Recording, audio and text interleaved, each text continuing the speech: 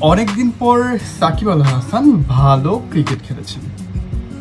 Global super লিগে 37 বলে 58 run করেছেন এবং 1 ওভার বল করে 2টি উইকেট নিয়েছেন। আর কথা হচ্ছে যে সাকিব আল হাসানকে নিয়ে তার ফ্যানরা এখন মানে পোস্ট দিচ্ছে নবাব নাকি নবাবের মতোই ফিরছে। তারপর হচ্ছে অনেকদিন পর নবাবের কামব্যাক, সাকিব এখনো ফুরিয়ে যায়নি। তো কথা সেগুলো নয়, কথা হচ্ছে যে বাংলাদেশে যখন আমার ভাইয়েরা রাস্তায় গুলি খেয়ে খেয়ে মরতেছিল এই জুলাই মাসেই, তাই না, তখন সাকিব আল হাসান তার ছেলে বাচ্চাদের নিয়ে মানে ভ্রমণের সুন্দর সময় কাটাচ্ছিলেন এবং ফেসবুকে পোস্ট দিচ্ছিলেন।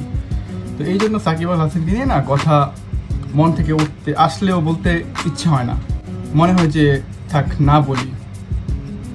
অপরদিকে বাংলাদেশ ভার্সেস শ্রীলঙ্কা প্রথম টি20 শেষ হয়েছে, সেখানে কিন্তু বাংলাদেশ 7 উইকেটে শ্রীলঙ্কার কাছে হেরেছে। তো একটা বার্তা হচ্ছে যে আপনার এক্স হয়তো বা 2 বছর 3 বছর 4 বছর 5 বছর পর ফিরে আসবে, কিন্তু বাংলাদেশ ক্রিকেট যে কবে ফিরবে তার আপনি বলতে পারবেন না।